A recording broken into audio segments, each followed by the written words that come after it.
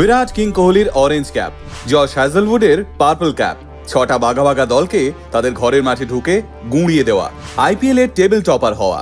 এইবার আরসিবি যেন সত্যি সত্যি অশ্বমেধের ঘোড়া হয়ে আইপিএল এ চ্যাম্পিয়ন হতে নেমেছে। কিছুদিন আগে কেএল রাহুল যখন বেঙ্গালুরুর মাঠে কান্তারা সেলিব্রেশন করে এসেছিল, সেদিনই আরসিবি ভক্তরা হুঙ্কার দিয়েছিল কিং কোহলি এই সেলিব্রেশনের বদলা ২৭ তারিখ দিল্লির মাটিতে দাঁড়িয়ে নেবেন। আর সত্যি সত্যি আরসিবি ভক্তদের সেই হুঙ্কারকে সত্যি করে কিং কোহলি এবং ক্রুনাল পান্ডিয়া মিলে দিল্লির ঘরে ঢুকে দিল্লিকে গুঁড়িয়ে দিলেন রবিবাসরীয় সন্ধ্যায়। বিপক্ষ দলের ভক্ত থেকে আইপিএল এর কমেন্টেটর সবাই তাজ্জব এই নতুন আরসিবিকে দেখে। এরা বলে বলে বদলা নিচ্ছে, বলে বলে অভিশাপ কাটাচ্ছে। একজন ফ্লপ খেললে আর একজন সুপারস্টার হয়ে জ্বলে উঠছে। ক্যাপ্টেন রাজাত পাতিদারের এই আরসিবি যেন আরসিবি 2.0। সেই আরসিবি 2.0 এর ক্যাপ্টেন রাজাত পাতিদার যখন দিল্লিকে গতকাল প্রথমে ব্যাটিং করতে পাঠালেন, তখনই যেন বদলার মঞ্চটা সেট হয়ে গেছিল। দিল্লি ক্যাপিটালসের হয়ে শুরুটা দারুণ করেছিলেন বাংলার ছেলে অভিষেক পোড়েল। 2টো ছক্কা 2টো চার হাঁকিয়ে পোড়েল ভয়ঙ্কর হয়ে ওঠা শুরু করতেই ঝটকা দিলেন হ্যাজেলউড। অভিষেক আউট হতেই করুণ নায়ার এলেন, একটা চার মারলেন আর ফিরে গেলেন ইয়াশ দয়ালের বলে। তারপর দিল্লির ইনিংসের হাল ধরতে মাঠে নামলেন ক্যাপ্টেন কেএল রাহুল। তবে রাহুল ক্রিজে বেশ খানিকক্ষণ টিকে থাকলেও উল্টো দিকে একে একে ডাগআউটে ফিরে গেলেন ফাফ দু প্লেসি এবং অক্ষর প্যাটেল।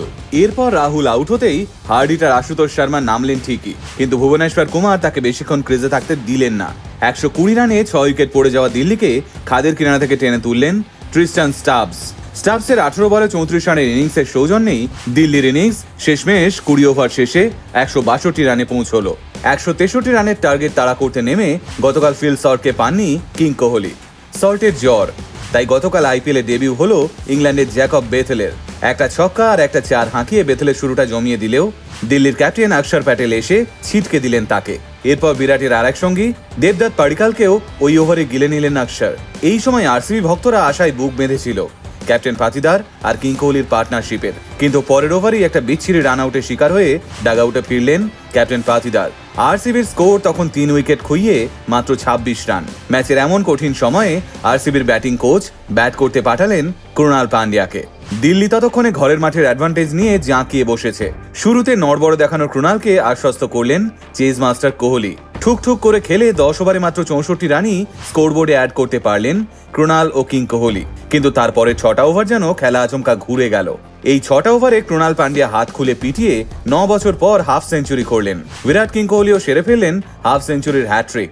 এই অবস্থায় কমেন্টেটর সহ সবাই যখন কিং কোহলির থেকে কেএল রাহুলের কান্তারা সেলিব্রেশনের পাল্টা জবাবের অপেক্ষা করছিল, ঠিক তখনই ৫১ রানের মাথায় ডাগআউটে ফিরলেন কিং।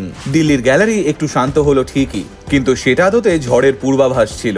আর সেই ঝড়ের নাম টিম ডেভিড। তিনি এলেন, মাত্র ৫ বল খেললেন আর ১৯ রান তুলে ১৯তম ওভারে খেলা শেষ করে বেরিয়ে গেলেন। ৯ বল বাকি থাকতেই দিল্লিকে ৬ উইকেটে হারিয়ে আপাতত টেবিল টপে রয়েছে কিং কোহলি এবং ক্যাপ্টেন পাতিদারের আরসিবি। তবে গতকালের ম্যাচে ক্রুনাল পান্ডিয়া যেভাবে জ্বলে উঠলেন, সেই জ্বলন্ত ইনিংসের আঁচ বহুদিন মনে থেকে যাবে আরসিবি ভক্তদের।